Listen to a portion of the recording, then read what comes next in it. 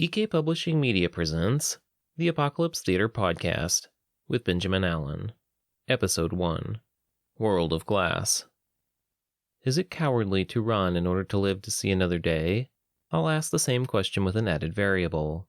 Is it cowardly to run away in order to live to see another day at the cost of your partner's life? Our new friend Hector is about to find himself in such a predicament.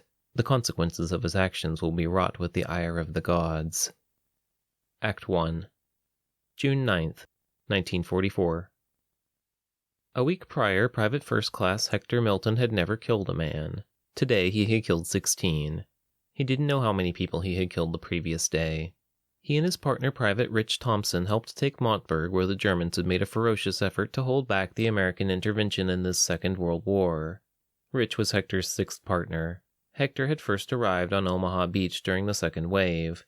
He knew somewhere someone was planning all of this, but from his eyes, Omaha was the biggest disaster he had ever witnessed. Montebourg wasn't any better. Most of the town had been reduced to rubble by the time he met up with Rich from the 4th Infantry Division. Rich was what people would later call a comic book nerd. He had the last two editions of Detective Comics number 85 and number 86 folded in different pockets of his uniform.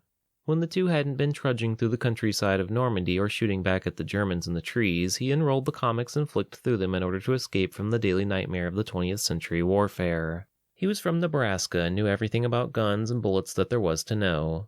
He had bright red hair that curled from under his helmet and above his blue eyes. "Sergeant said to check these last few houses and then head back to camp for the night," Rich said as the two walked down a quiet dirt road between rows of houses that had survived much of the grenade and shrapnel explosions during the last 36 hours of fighting. They had cleared most of the German forces from the city for the day, although everyone anticipated a counterattack in the early hours of the following morning. The first three houses were empty and they expected the same from the last two. The second to last house they were to enter was in the best shape of all the houses on the block. Hector and Rich entered and rounded the interior. All of the important possessions had been taken while there were some chairs and tables remaining in the dining room. "Got a basement down here," Rich called from down the hall. Hector finished checking all the rooms and met Rich in front of the basement door. "I went down in the last two. Your turn to risk your neck, buddy," he said to Hector.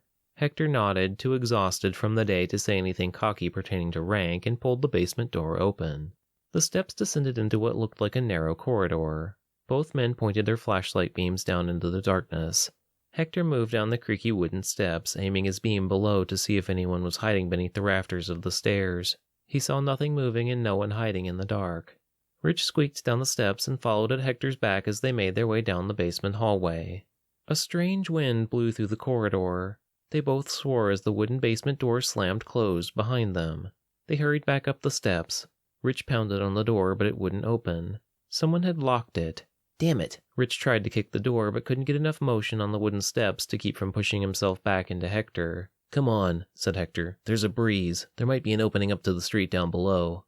I stammered Rich. "I don't like being corralled." "Me either, but we're easy targets down here," Hector said. His adrenaline had been keeping him moving for the last 2 days. His exhaustion had begun to give him the shakes. He returned to the basement floor where they continued down the corridor, Rich with his light over Hector's back as Hector kept his M1 Garand rifle trained on every corner of the tomb-like rectangular path ahead. They saw no one, but a warm sensation passed over Hector and then Rich. "What was that?" Rich asked. Hector turned to Rich, curious how he had felt the same feeling he had felt at the same time. "You felt it?" "Yeah, like someone turned on the heat just now." "Yeah, that's exactly it," said Hector. The air felt more humid and thick than it had before. They moved forward, seeing the corridor become a room up ahead.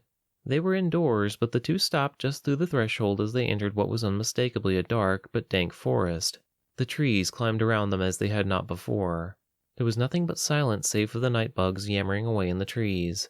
"You hear that?" Rich asked. "I don't hear anything," Hector said.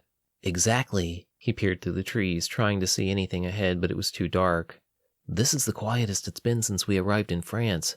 I don't hear anyone barking orders in the distance or the occasional machine gun fire. It's weird, Hector."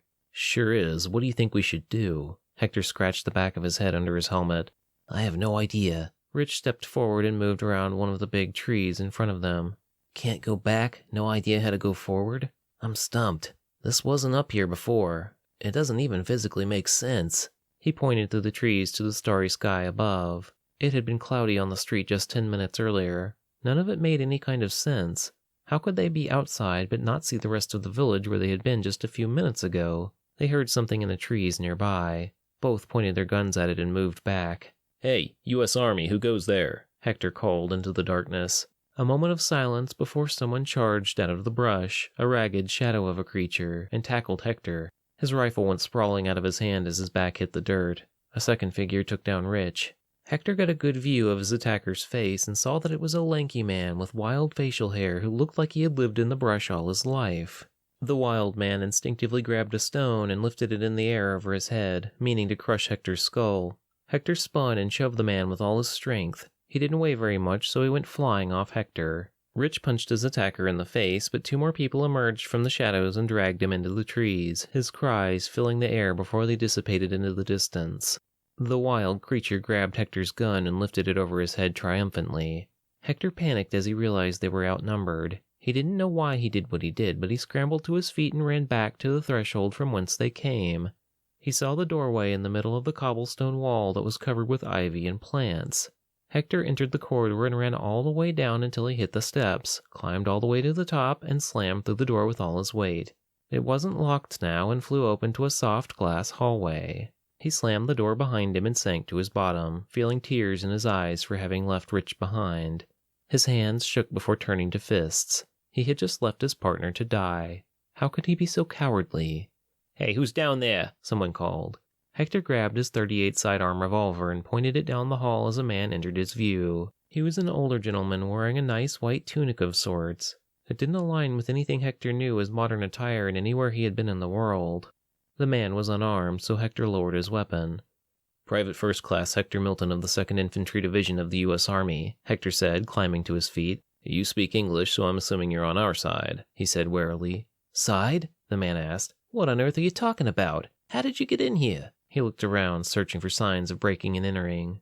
"My partner and I were searching this house for German forces when we went into your basement and somehow ended up outside. We were attacked, I came back up, and here you are. Where were you earlier?" Hector asked. "It doesn't matter. I need to make contact with my command post immediately." The man looked Hector up and down. "My wife and 2 children have been here all evening. We would have heard you enter if you were here before. I need to ask you to leave before I call the police." "I'd very much like to speak to the police if you can point me in the right direction." Hector nodded. The man beckoned for Hector to follow. Hector followed him through the house that was completely different than the one he and Rich had walked through previously. The walls were made of glass and there were strange appliances everywhere. When they walked through the living room, the entire wall was a glass screen like one of the televisions that were starting to appear in the US, but so much clearer and more refined. A black-haired boy and girl sat on the floor asleep as their mother sat on the couch, looking at Hector with the same curiosity that her husband had displayed. If Hector had thought something was wrong when he saw the interior of the house, he definitely knew things weren't right when he found himself outside the house on what had previously been the streets of Montebourg. Most of the buildings looked the same, but there was so much light everywhere it was a miracle that they could see the stars overhead. The mandatory blackout was definitely not in effect as it had been before. Futuristic white and gray cars lined the streets. They all looked extremely strange compared to the cars from back home, or the jeeps they were driving around the Normandy countryside. "Police station is just up the road and to the left along Yam Road over there," the man pointed down the street. "Don't come back here." "I'll try not to," Hector said and looked over to see that the man's glass front door had slid shut. The door turned solid white so that it just looked like a wall. Hector, having no place else to go, walked through the placid streets of what was a massive neighborhood within a huge city. He passed large signs that were like the walls of the man's house from before, glass. Some had words and advertisements scrolling across them in high definition. He had never seen such fluid technology. The advertisements and colors seemed to be connected to the entirety of the glass network. The whole street was the same milky white glass that covered the walls and buildings. Everything smelled sterile. The police station was not very large by comparison to the stations he had known back home. It was a white, boxy building with a clear window showing a man at his desk reading the glass surface. The front door opened automatically as Hector approached. As soon as he entered the foyer, the doors ahead and behind him closed and sealed. The whole square room glowed a red hue. The wall was clear next to him so he could see the concerned face of the officer sitting at the desk. A voiceover clicked over and the officer's voice filled the space. Are you wearing a belt?" Yeah," Hector answered. "Is that an old-school revolver?" The officer squinted at him. Hector glanced at the empty revolver in his front holster. Yeah. Okay, I need you to put everything metal that you're wearing into the bin in front of you, he said. A bin popped out from under the glass window and waited for his deposit. I am not authorized to disarm under any circumstances unless notified otherwise by my commanding officer, Hector stated. Don't be so serious. Just put all that old junk in the bin for 5 minutes so we can keep track of your inventory. There hasn't been a murder here in over 600 years, so I think you can go 5 minutes without it. The officer glared at him. Hector glared back but tossed his pack in the bin along with his revolver, belt, M3 knife, brass knuckles, lighter, canteen, and helmet. The light remained red. I think you might just take everything off. We have clothes for visitors. Hector shook his head and took off his shirt and pants and boots and dropped them in the bin.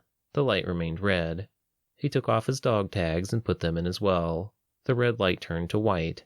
The bin re-entered the wall and the officer disappeared from view. A few minutes later, the door opened and the officer greeted him with a handshake. His clothes looked similar to the other man's clothing, a tunic, pants, and boots, but there was an insignia emblem on his collar that Hector didn't recognize. Hector James Milton, he said, reading the dog tags in his hand. Is this some kind of joke? I'm not sure what you're talking about. Where did you get all this old stuff? He waved at the bin nearby. It was given to me in service to the U.S. Army. My partner and I are part of an international war effort that's trying to liberate Europe from the hands of the evil dictator Adolf Hitler. That makes no sense to me, the officer said at a loss for words. Which part? Hector asked. All of it. You said old stuff in reference to my gear, but that's the most modern equipment our military can provide. How can you call it old? This equipment dates back to over 10,000 years ago, he laughed. We don't have guns, ammunition, rounds, and flashlights like this. Not since the technological progression era began has this stuff even been around. It's actually worth a lot of money to the natural history museums around the world. All of this stuff. Natural history? Yeah, like stuff from the earliest parts of history, the officer said. He seemed to consider something for a long time while looking at the dog tags again. Look, my grandfather is a historian. He'd love to see all this stuff, but I'll have to confiscate it and take it with us if you'd like to speak with him. The, revolver is actually highly illegal for you to be carrying around in the open. Do I have a choice? Hector scoffed. Well, you don't have to go visit my grandfather, but I can't give you the weapons back. I can help you get paid for finding and bringing them to the Natural Museum History of England if you'd like. I know this seems difficult to understand, and I can tell that it is, but I think it would be best if you talk to my grandfather. Fine, take me to him if you think he can help. Good, give me 1 second. He pressed a button on the side of the bin. Hector stepped back as the bin transformed into a solid glass box that quickly disappeared from sight. Fear iced through Hector's insides. What happened to it? The officer laughed. You're a real trip. It's still there, you just can't see it. It's going to float after us to my grandfather's house with an advanced AI that connects to the glass network. It's sort of like a puppy that follows you around. That's fascinating. Hector stared in awe at the place where the box had just been. It was absolutely not there anymore visually. Name's Gregory Fenn. The man held out his hand to Hector. Hector shook his hand. Hector Milton. Gregory laughed. Sure you are. Change into this so you're not standing around in your underwear, Hector. He smiled and pressed a button by the door. Fresno, you're needed on the pooper. Affirmative. 1 trooper to the pooper, a woman drawled over the speaker. Hector got dressed in a comfortable white tunic and pants and put on a pair of black boots that fit him like a glove. He followed Gregory out to the car and entered the passenger side. There was no steering wheel. The interior of the car was made of glass similar to the box and walls and everything that this place seemed to be made of. Hey, babe, Gregory said to the car. The dashboard lit up with the speedometer and power meters beneath the windshield. Grandpa Perry's house. The car started driving by itself as both of the seats in the car turned to face one another. The glass around them dimmed and turned into a futuristic bar scene as the windshield closed, sealing them in the setting even though Hector could faintly tell they were still moving. The back bar was covered with risers holding the different kinds of alcohol that filled oddly shaped liquor bottles. There was a GPS on what had been the dashboard. That was all that reminded them they were still in the interior of a vehicle. So, Hector Milton, the Hector Milton, Gregory smiled at him. He had short black hair and brown eyes. Hector wasn't exactly sure, but he got the distinct feeling that Gregory was hitting on him. I don't know if I should shake your hand again or kill you. Why would you say that? Hector asked. A woman behind the bar that Gregory was leaning on walked over and handed him a drink that looked like scotch. It would be unwise to tell you just now. I can, however, let you see something that might be of significant interest to you. He pointed over Hector's shoulder. Hector looked over and saw that the wall behind him displayed the view of the road passing alongside the car. They were on a high bridge. The sun was dipping beneath the clouds on the distant horizon, giving the exposed gash of sky a blood-red hue. And then Hector saw it. Standing as tall as the Statue of Liberty was the massive statue of Rich Thompson. He looked like a Greek emperor, wearing a long robe and carrying a book at his breast. He held a hand to the sky that displayed a permanent thumbs up as they sped by. The wall faded to the bar scene again. Gregory downed the drink in one swallow. "We're almost there. Did you want a drink or anything?" "I'm fine," Hector said. The car came to a halt and the setting fell away to the dark interior of the car. The doors opened and the two stepped out as the car closed and locked itself. "How much did you pay for that car?" Hector asked. "Pay?" Gregory asked. "You don't pay for a car. Come on, this way." He motioned for Hector to follow. Hector climbed the steps behind Gregory and entered a house that looked like all the other houses. It was hard to tell if they were even in a different city than where Montebourg had been. This house was a little different from the last one. There were strange historical artifacts everywhere of people and things that didn't make sense to Hector's knowledge of history. Gregory's grandfather was lying in a white chair with a blanket resting over his stomach and legs. He had short salt and pepper hair and brown pupils in the sockets of his eyes. He'd been asleep but quickly woke, taking in Gregory and Hector's appearance. "Grandpa, this is Hector Milton. Hector, Perry. Hector walked into my unit about 20 minutes ago and brought all this." Gregory picked up the box that immediately became visible. He pushed the box next to Perry's chair. Perry got up and frowned at the contents. His eyes quickly went wide and he stared at the .38 revolver. "Where did you get all this?" Perry asked in a thick, tired voice. "It was given to me by the U.S. Army," Hector answered. "Hector Milton." Perry looked from the dog tag in his hand to Hector. "So you're supposed to be the great coward." He smirked a goofy grin that was shared by Gregory. "Gregory said you might be able to help me. 2 hours ago I was walking through the streets of Montebourg shooting at Germans. My partner Rich Thompson and I went into a basement, found ourselves in the forest, he got attacked and killed by some crazy people, and then I ran back into the basement and found myself here. I just want to go home, to my America, not back to Normandy, just home to America." "If what you say is true, Hector," said Perry, "then you are never going to see your home again, at least not the home you've grown accustomed to. There is an America, but it's not going to look anything like you've ever seen before because that place no longer exists. For the sake of argument, let's propose that you are Hector Milton that betrayed the great Rich Thompson, the prophet that single-handedly initiated a technological revolution nearly 12,000 years ago." "Betray? I didn't betray him. At least I didn't mean to. I thought he was dead, and I thought if I stayed I'd be dead too." "Well, Rich wasn't dead. He was revered as a god. He helped the early tribes of man to develop weapons like the ones you brought with you. He ushered in cognitive thought to the world, brought great works of literature, printing, manufacturing, hospitals, military, religious, and social programs, refined mining, smelting, discovered alcohol, and mapped a number of chemicals that became our periodic table of elements. He shaped the course of history as soon as he arrived." "So," said Hector, "the world was better?"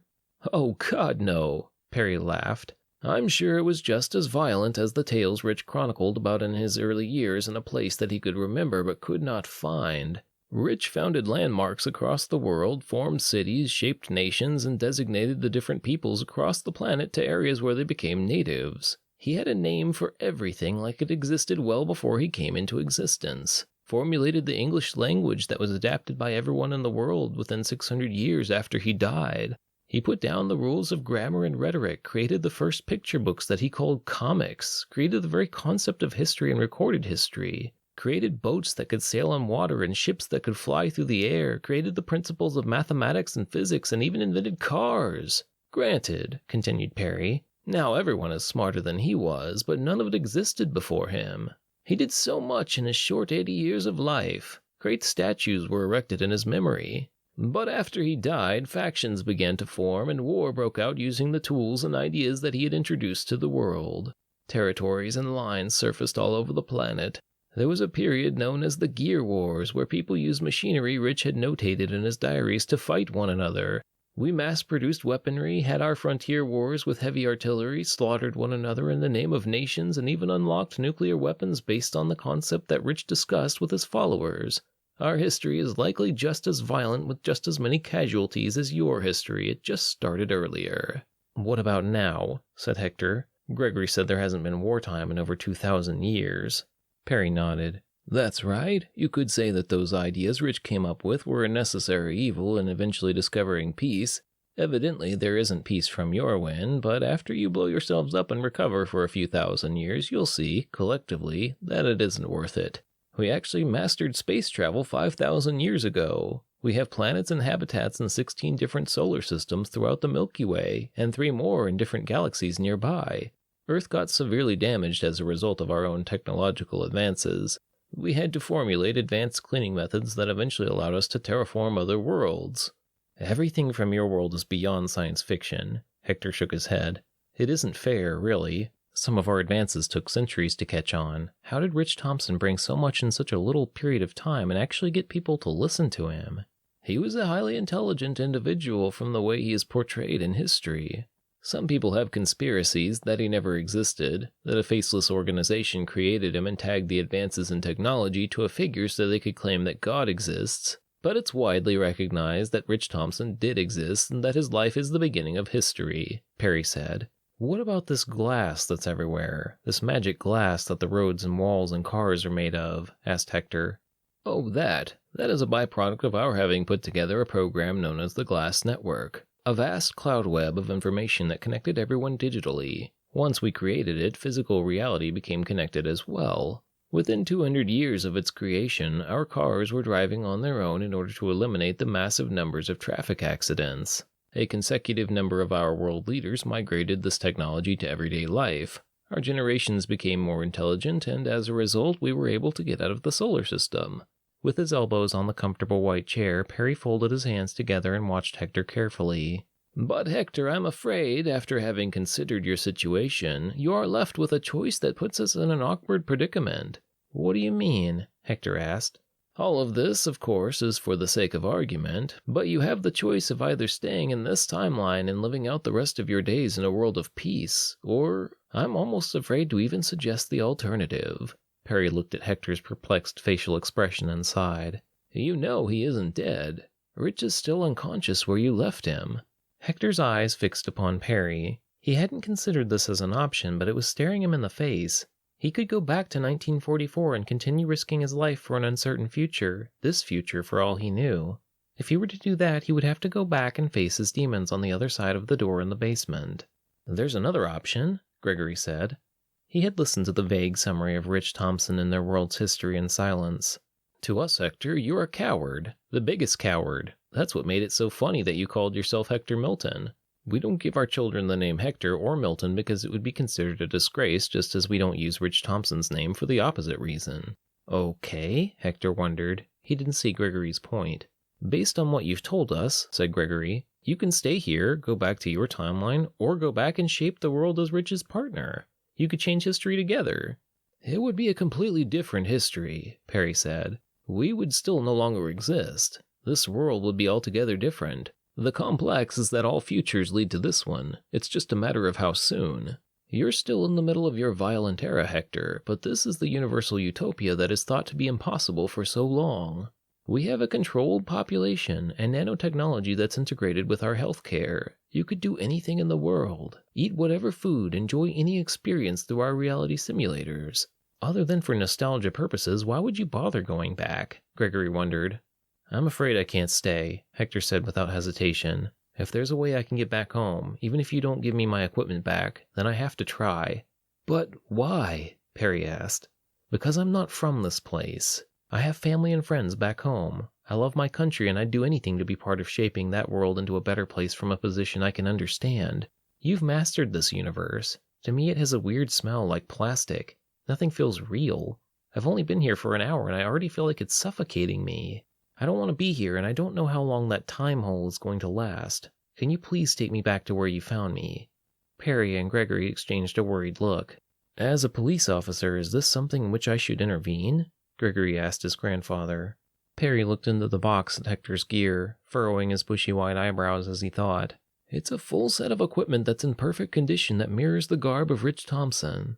And he was just wearing it when you found him?" He looked to Gregory. Gregory nodded. "We can't arrest a man for looking like someone from a long time ago, or keep him from going where he wants. but if this is how it looks, and I sure as hell can't explain it, then this man could jeopardize everything our kind has worked for over the last 10,000 years. Perry shot Hector an angry look. You want to end trillions of intelligent, peaceful lives so you can go back to an era of war for one man's personal reasons? 2 men's personal reasons. I'm taking Rich back with me, Hector said. If it's as dangerous as you say, said Gregory, then isn't there a good chance you two will die when you go back anyway? You're the frontline infantry in a medieval war involving firearms. Why would we give up our lives so you can return to such a pointless timeline? Because it's right, and you can't keep me here, so what's the argument? Hector said. I'm afraid this is above us, Perry said. Seal the doors. All the doors around the room went opaque black. Perry grabbed his cane, a solid black beam, and stood up. Hector walked to where the front door had been and tried to find a way out, but it was sealed. He walked back to the dimly lit living room. Open the door. You'll want to restrain him, sighed Perry.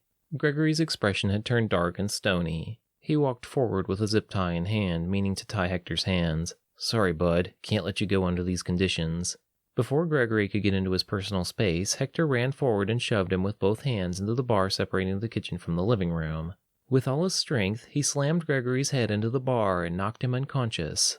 A flickering red spot appeared on the glass where his head struck, marking the impact where Gregory's skull had met the surface. Hector turned to Perry, who had hobbled into the kitchen and sealed the room off from Hector. Open the door and let me out of here. I can't do that, Perry said. Hector went into his gear in the box and grabbed his M3 knife. He walked over to Gregory and withdrew the knife from its camo green sheath. You're forgetting that I don't know how many people I've killed in the last few days, and that you people mean nothing to me. I will kill your grandson if you don't open that door now. He met Perry's fearful eyes. I don't care what you believe. Open the door or I will kill him.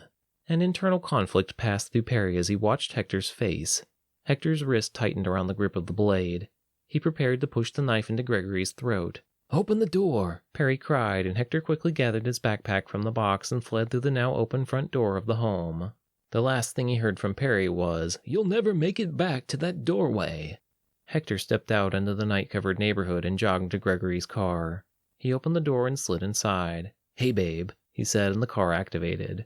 Gregory had finally roused and was running down the glass sidewalk from the house. Hector didn't want to trust the car, but he had watched the GPS mapping functions as they drove here earlier. Go to work, he said, and the car door closed, giving him a small sense of claustrophobia at being locked in. Gregory hurried up to the door just as the car took off. Hector scanned the route of the GPS that led back to the police station. About 3 minutes later, the interior of the car went red and, across the dashboard, Hector read the words, Crime in progress, shutting down. The car slowed to the side of the road as the tint on the windows disappeared. Hector realized he was on the vast bridge that rounded the massive statue of Rich. He tried to get out of the car, but couldn't. The doors had locked him in. He kicked and shoved at the windows, but they were solid glass. He looked for something heavy to bust through the glass and realized he still had the knife in his hand. Using the hilt, Hector hammered on the window until the glass began to spiderweb. It took a considerable amount of effort to crack it. He laid on his back in the passenger seat and gave the window a solid kick with both of the soft shoes he'd been given at the police station earlier, shattering it to bits. The whole car shut down and the doors unlocked. Hector climbed out, hearing sirens in the distance. He swore and ran as fast as he could with his stuff in tow, keeping track of the GPS path he had seen earlier. Glancing over his shoulder, Hector saw a path of blood-red shoe prints marking where he had been. The glass world and network was keeping track of his every move. He was a criminal now, and everything from here on would further incriminate him until he escaped this world. If the tunnel was still there, he would flee through and escape this technological nightmare, but if it was gone, he would have to deal with the inhabitants and face his crimes, which was both assault on a police officer and vehicle theft, as well as fleeing the police. That's if they didn't crucify him as the great coward and heave him off a cliff with the rest of his tainted garb. By car, Perry's house wasn't that far from Gregory's home. A quick 5 minutes through the GPS navigation that was run by the glass network. On foot, the distance was proving to be a bit more challenging. He couldn't hide either, and the sirens were getting closer. Hector was able to see the top of the police building as he descended down the ramp, and the house where he had arrived. Jogging as fast as he could, Hector made for the house in the distance. Red and blue lights gleamed through the glass beneath a black and white glass car that was working its way through the neighborhood toward Hector's position. Hector saw the vehicle just before he descended into the houses of the neighborhood. He ran down the street and up the sidewalk to the only house he was happy to see in this world, which was of course locked. Hector didn't waste any time. He hammered the knife blade on the door in 5 different places until the glass cracked. He gave the center spiderweb of cracks a hard kick and broke through the doorway to the raving figure of the man he had seen earlier. The man's wife and children were huddled in the kitchen, terrified as their father tried to grab Hector. Hector elbowed the man in the face and then shoved him into the refrigerator door in the kitchen. He heard the sirens come to a halt on the street outside, and then heard the distinct motion of footsteps coming up the sidewalk.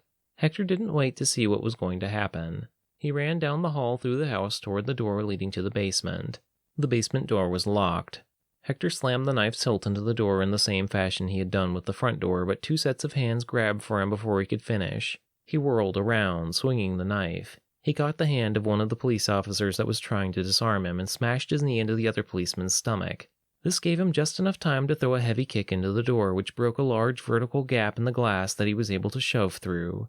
Wrenching his pack through the threshold behind him, Hector scrambled down the steps and ran down the long corridor toward lush greenery and vegetation. He realized that he had a problem now. The people from the glass world were going to follow him, and they would discover this tunnel. He would have to take action to keep this from happening. He turned around to see the 2 disgruntled police officers in pursuit. Hector grabbed one of his 2 hand grenades from his pack and shouldered his backpack. Seeing the explosive in his hand, the police officers backed away. It was clear to them that, while archaic, they still recognized the potential of a concussive explosion in a narrow hall. "Get back!" Hector yelled. "Move!" He pulled the pin and tossed the grenade down the corridor. Both officers bounced off of one another to get out of the hall and through the doorway into the house. That was the last Hector saw of that world. He turned and ran in his own direction, entering into the forest of pre-civilization Normandy. His adrenaline still pumping, Hector ran into the small clearing where he and Rich had been ambushed to find Rich sitting around a campfire with 2 men who were examining his M1 Garand as Rich held a piece of cooked meat in hand. "Jesus, there you are!" Rich yelled. "I thought you left me behind. Where'd you get that fruity outfit?" Hector ran forward and tackled one of the men off the log to the ground, knocking the gun out of his grasp.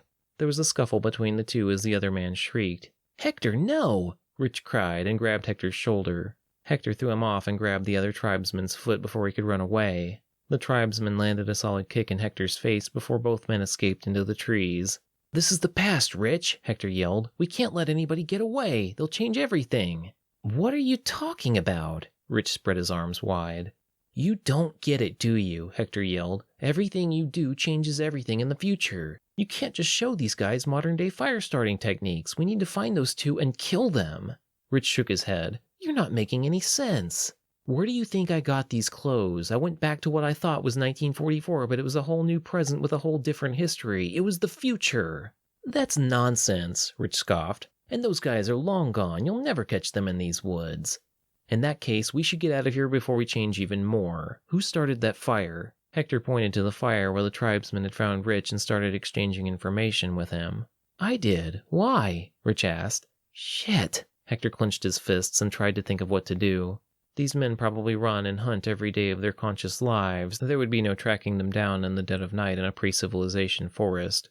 "Maybe it won't change very much. Maybe we should just go back and see what happens." "I still don't understand what you're raving about," Rich said. "It doesn't matter. Come on, let's get the hell out of here." Hector grabbed Rich's wrist and led him back to the doorway where they had entered. They stopped just in front of the passage that was dark within. Hector didn't know where the transitional event occurred or how much damage his grenade caused the corridor on this side, but he picked up a 2-inch shard of glass that had blown all the way out through the threshold. "Everything we do here matters. Everything someone can find." He looked into the glass, wondering if it was somehow connected to the glass network Gregory and Perry had told him about. Were they watching him now, the controllers of that network? Could they see everything regardless of what time the glass existed in? Hector didn't know, but he put the glass shard in his pack anyway. "What do you think we should do?" Rich asked. It was a pivotal question that had no correct answer. Hector had seen what Rich had brought to the world as the harbinger of knowledge, and it had drastic consequences. The conclusion that Hector arrived upon was that no man should possess knowledge of the future. In shaping and directing events, the rush of power swallowed him up and changed the world in strange ways. They needed to go back without having changed anything, and staying in the past was out of the question. "Let's go home, Rich," Hector said, and the 2 walked down the corridor, Rich in front. They met with a set of steps in a familiar dilapidated basement that had not witnessed any grenade explosion. They climbed and entered the house above, pushing the door open where they were met by 6 Nazi SS officers. Startled, the Germans turned around, wearing their formal uniforms, and stared at the two men. There was a long pause before one of them spoke to the others in German. They exchanged confused looks before the Germans began drawing their weapons. Rich tucked back into Hector, drawing his sidearm, but there were too many. A bullet caught him in the skull as Hector slipped and fell down the steps. He felt an explosion of pain in his leg, and then in his back as bullets ricocheted through the corridor. He crawled as far as he could. Hector had just enough time to grab and pull the pin of his second and final grenade before throwing himself deeper down the hall. He felt the explosion before the house, the corridor, and the portal to the past came crashing down on him. Consider this next story a bonus for our first time meeting, and your first introduction to my terrifying phobia of spiders. Oh, and folks, this next story is partly true. Act 2. The Widow of the Pool. Miles stepped through the doorway leading out to the deck and slid the glass door closed behind him. He carried his towel over one bare shoulder and paused next to the table by the shallow end of the pool. It was an amoeba shape, starting from 3 feet and lowering to 6 on the far side of the yard. A slide towered over the eastern edge of the pool, curving to the surface of the glistening aqua blue and green water. At the pool's far end, his parents had installed a rock wall with a miniature waterfall pouring over the stones majestically. Massaging cool sunscreen over his arms and chest, Miles squinted to the blue sky above. Mountains of fluffy white cloud soared across the dome surrounding their central Louisiana speck on the vast globe that was Earth. Once he was finished rubbing the sunscreen over his legs and between his toes, Miles jumped into the pool with a splash. The water was cold at first, but after a few minutes it was like being caressed with liquid velvet. He dove and swam around like a dolphin from shallow to deep. Miles wasn't much of a swimmer, but he'd done it enough to know the basics and imagined he'd be able to survive for a few hours if somehow he was stranded in the middle of the ocean for a long period of time. After a while of this, Miles laid on his back and let the wind guide him. In the summer, this was his favorite pastime, just feeling the gentle sway of the pool below with his eyes closed to the bright sun overhead. Nothing was more zenful than being at peace in calamity with the waves.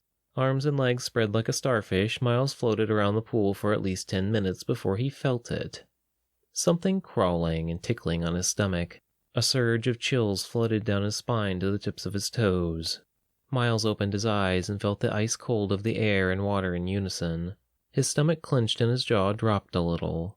Sitting on his stomach, not an inch from his belly button, was a small black spider.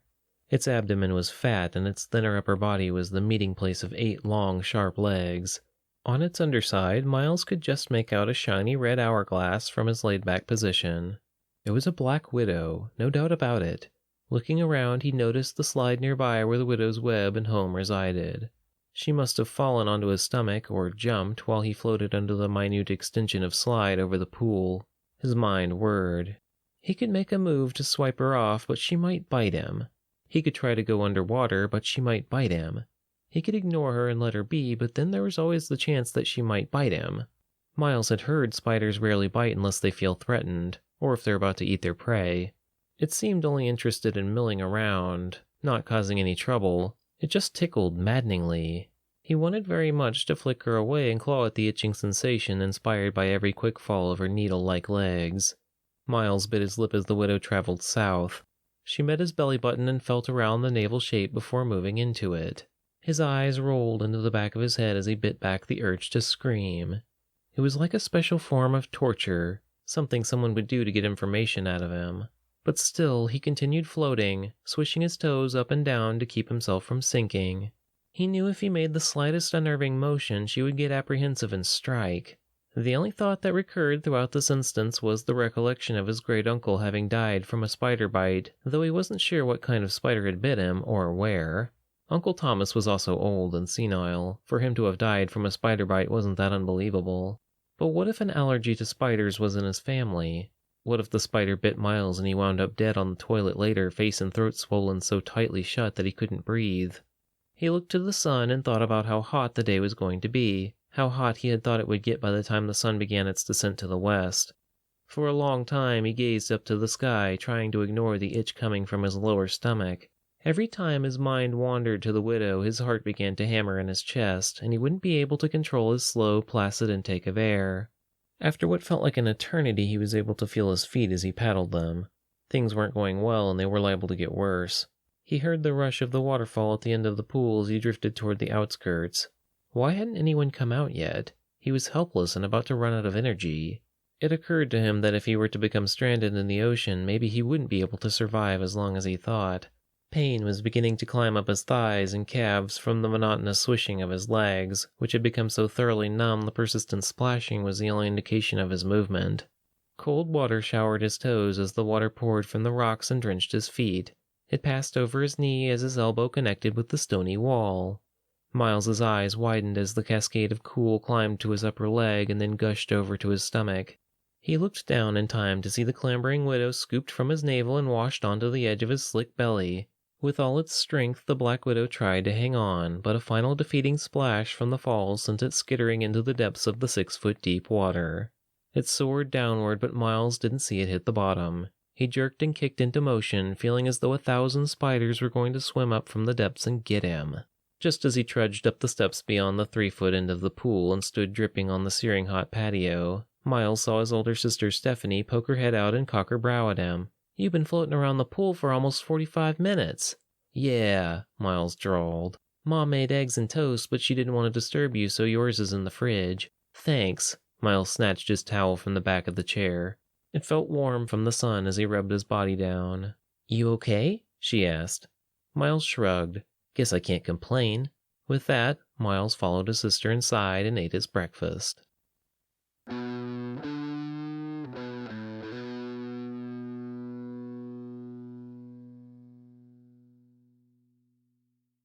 This concludes episode 1 of the Apocalypse Theater podcast. I hope you enjoyed it as we have loads more ahead. Have a great week. The Apocalypse Theater podcast was produced, directed, written, and edited by Benjamin Allen. If you'd like to support us, subscribe or leave us a good review. You can also purchase my books and some of the books and short stories you'll hear on the podcast. All you have to do is go over to ekpublishingmedia.com. That's ekpublishingmedia, all one word, .com. The Apocalypse Theater podcast is an EK Publishing Media production 2018.